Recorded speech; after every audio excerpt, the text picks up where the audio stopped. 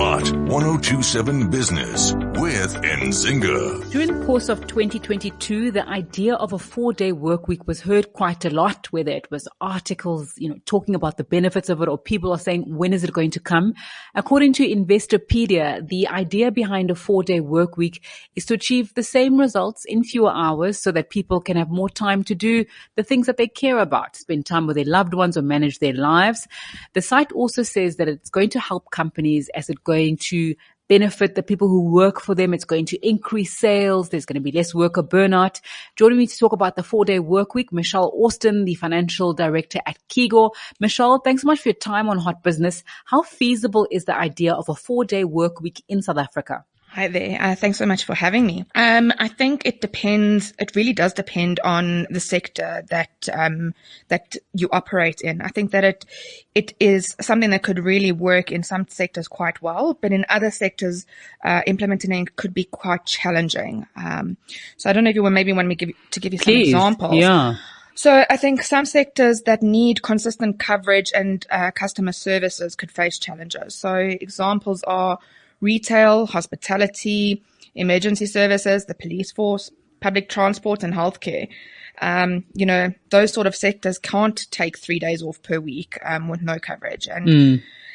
But having said that, it is possible for individual workers to have 4-day weeks, but there could also be some significant challenges that come with that. So, finding somebody who's suitably qualified to cover the additional shifts might not actually be that easy. And there's also things to consider, like the cost of having more team members to cover the same amount of hours could be prohibitive. And ensure that the area of business is covered during the workday can actually require more effort, more scheduling, more forethought, and more planning. Then there's also other sectors to think about. So it's a sectors such as manufacturing, mining, or construction.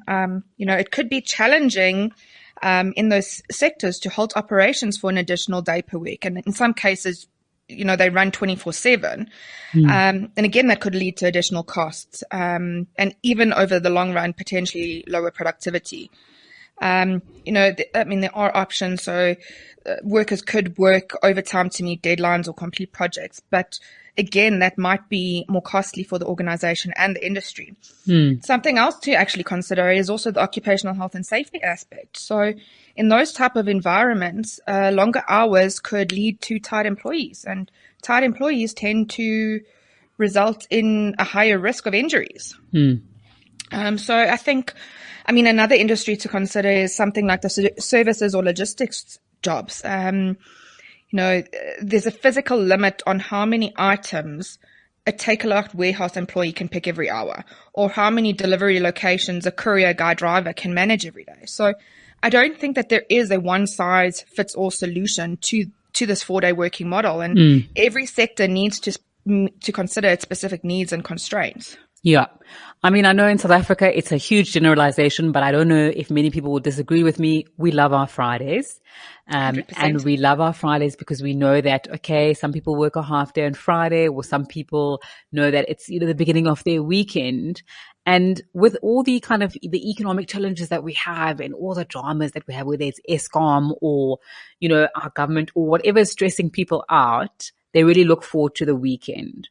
Yes. And there's something about morale that we saw in that Investopedia article. Also, I saw you've quoted a LinkedIn article saying that a lot of workers, 54% of all workers surveyed, say the 4-day work week is among their top 3 priorities when it comes to workplace benefits. That's obviously not a South African thing, but, what are the benefits of that 4-day work week? We've spoken about the challenges. Are you talking about for employees or for the employer? For employees. Employees specifically. So I think, it's a massive benefit to a lot of employees to have that flexibility. And I think that that's basically what COVID, the last 2-3 years have highlighted for employees, is that we like the flexibility of being able to determine our work hours and, getting up a little bit earlier and managing to get your 8 hours in per day. And then still being able to go in the afternoon to go watch your kid play soccer or rugby or whatever. So I think that is a massive benefit that, is almost a little bit intangible. But yeah, I really think that, having those flexible hours or having an extra day off to do things that you want to do is just an awesome benefit. That I think most people, I think that is a generalization, but I think a lot of people would appreciate that. All right, Michelle, when we talk about the potential, of the good and bad when it comes to the 4-day work week, as South Africa, we're a country that's grappling with unemployment, very high unemployment, in particular youth unemployment. We are a country that's grappling with many challenges. Is there a way that people working 4 days would benefit the South African economy? I know you've spoken about people not getting too tired, but could there be then a second shift of people perhaps who are taking up jobs when people are working for those 4 days? So we do see more smooth transitions. We don't see overburdened workers. We just see more work. Or is it too expensive for companies to take on? So I think that there's a fine balancing act that needs to be looked at. So I think that it would be great to do that. I think it could help with unemployment and the massive unemployment challenges that we face. But at the same time, there does need to be there is definitely a cost implication that needs to be looked at. If it results in increased revenues, it makes sense. Of course, yeah. But if there's only the cost implication and there's no matching, improved customer service or improved productivity or something, then from the business perspective, it might not make that much sense. So I think it would definitely be a balancing act.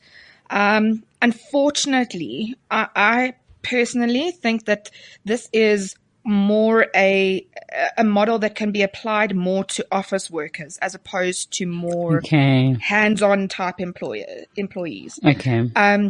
If you're working in manufacturing, there's only a certain amount of capacity that you can produce. You can't exceed that capacity. And, working a shorter week is just going to mean that your production is going to come down. So I think it might not necessarily be the solution to our unemployment problem, but it may have a big impact on it. Michelle Austin, the financial director at Kigo, joining me there on Hot Business to talk about this 4-day work week. For some people, it seems like a fantastic idea, but as we've heard in other industries, it may not be so easy to implement. It is apparently being piloted in South Africa this year, so we'll watch that closely to see how that ends up working. Michelle, thanks for your time on Hot Business this evening. Thank you so much. I appreciate it. Hot 1027 Business with Nzinga.